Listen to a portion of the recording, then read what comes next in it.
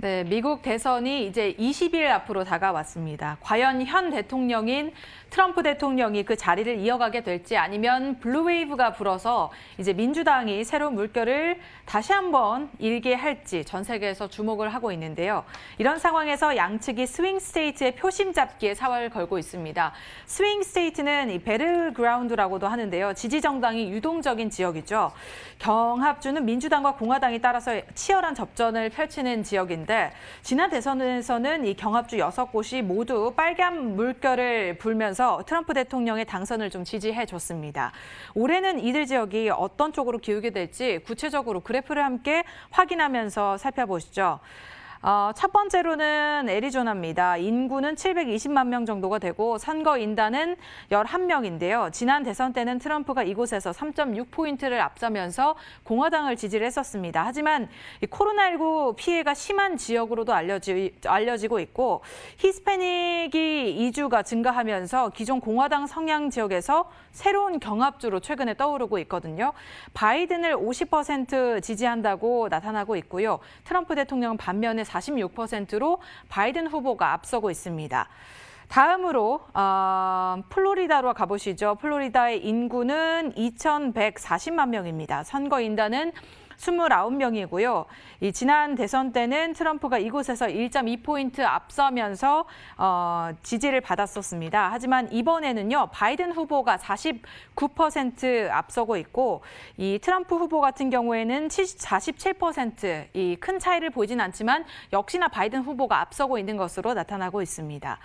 다음 주로 가보시죠. 미시간주입니다. 990만 명의 인구를 기록하고 있고 선거인단은 16명입니다. 지난 대선 때는 트럼프가 이곳에서 0.2포인트 앞서면서 공화당의 지지를 나타냈었는데 이번에는 바이든 후보가 51%대로 상당히 트럼프 대통령을 앞서고 있는 것으로 나타나고 있습니다. 트럼프 대통령은 43% 지지율을 보이고 있습니다. 다음 주로는 펜실베니아입니다. 펜실베니아 1,280만 명의 인구 수를 기록하고 있고 선거인단 역시 20명입니다. 지난 대선 때는 0.7포인트 앞선 곳이었는데요. 하지만 이번에도 바이든이 앞서고 있네요. 51% 지지율을 받고 있으면서 트럼프 후보를 앞서고 있는 것으로 나타나고 있습니다.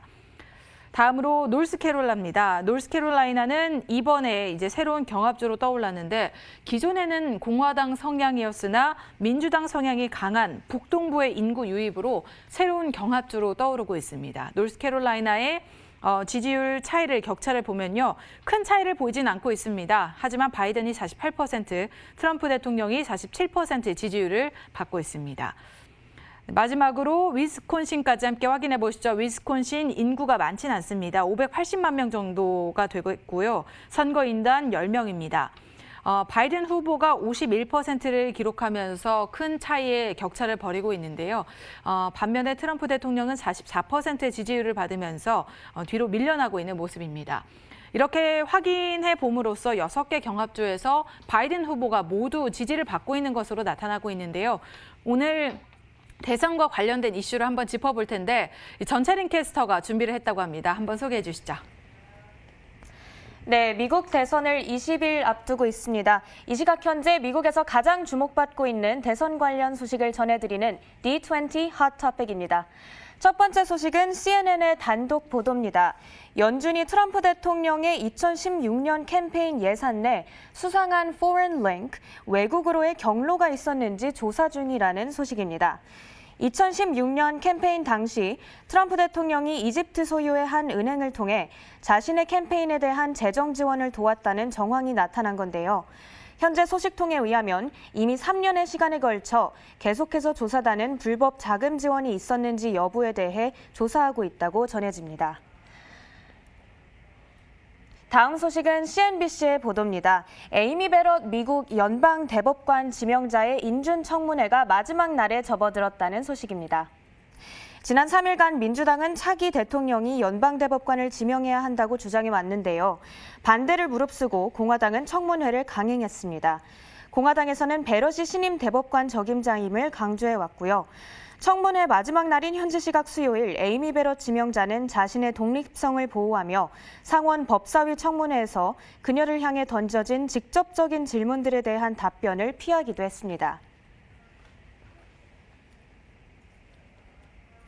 마지막 소식 역시 CNN에서 가지고 왔습니다. 현재 미국의 현지 대선 상황을 조금 더 가까이 엿볼 수 있는 소식입니다. 이번 2020 대선에서 펜실베니아주가 주목받는 경합주 가운데 하나인데요. 후보자들은 대선 승리를 위해 이곳 유권자들의 선택을 받아야 하는 상황입니다. 기사 속에는 트럼프 대통령의 지지자들이 펜실베니아주의 한 교외 지역인 웨스트모어랜드 카운티에 모여 있는 모습이 나왔는데요. 남녀노소 구분 없이 많은 사람들이 아침부터 트럼프 하우스 앞에 모여들어 후보를 응원하고 있습니다. 현재 펜실베니아 남서부에서는 이 트럼프 하우스가 상당히 인기를 모으고 있다고 합니다. 4년 전 대선에서 트럼프 후보가 막판에 반전을 일으키면서 펜실베니아에서 승리를 거두기도 했는데요. 과연 이번 대선에서는 치열한 싸움 끝에 두 후보 중 누가 펜실베니아의 표를 가져가게 될지 지켜봐야겠습니다. 네, 지금까지 D20 Hot Topic이었습니다.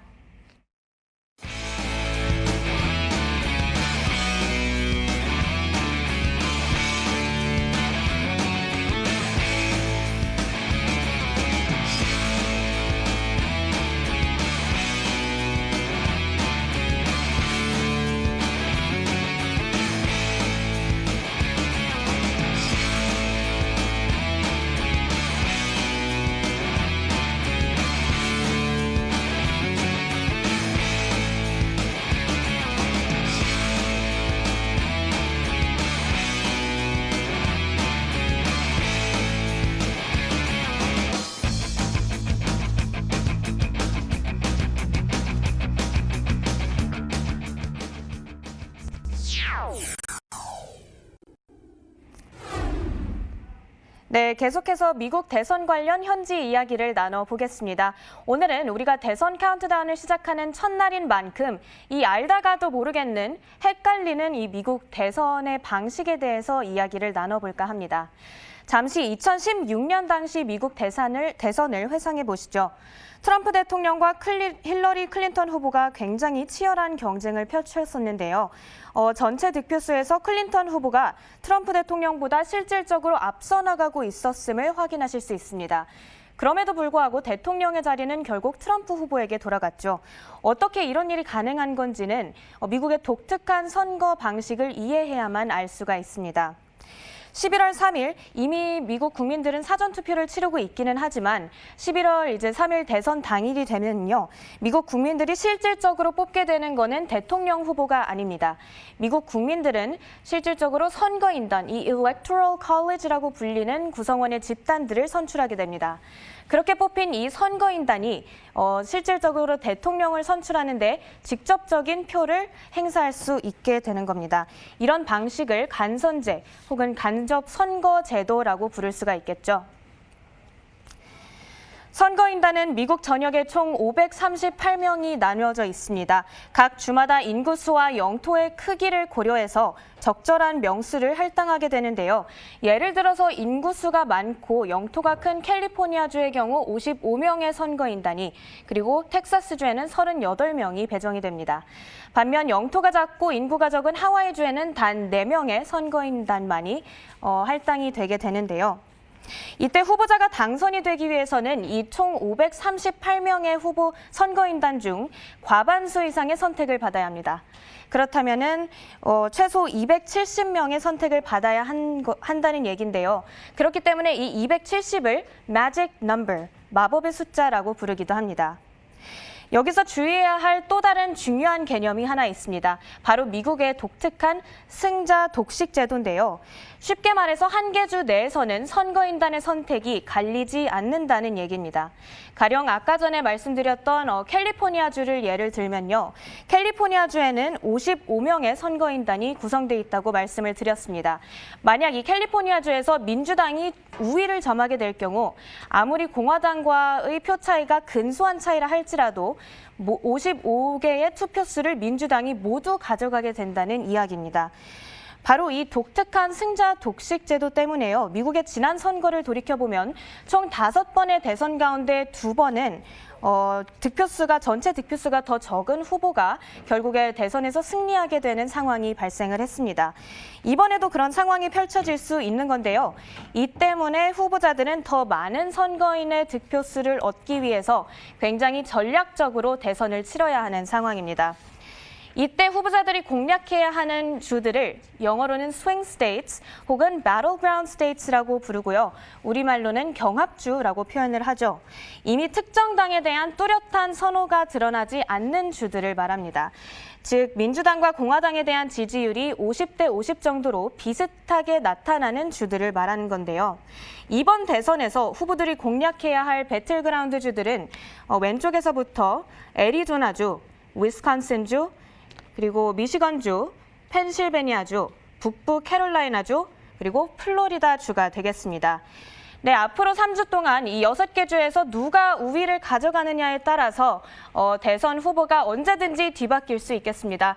끝날 때까지 끝난 게 아니죠. 앞으로도 대선 상황을 계속해서 지켜봐야겠습니다. 이렇게 대선 관련해서 오늘은 대선 방식에 대해서 알아봤습니다. 지금까지 US Election 2020였습니다.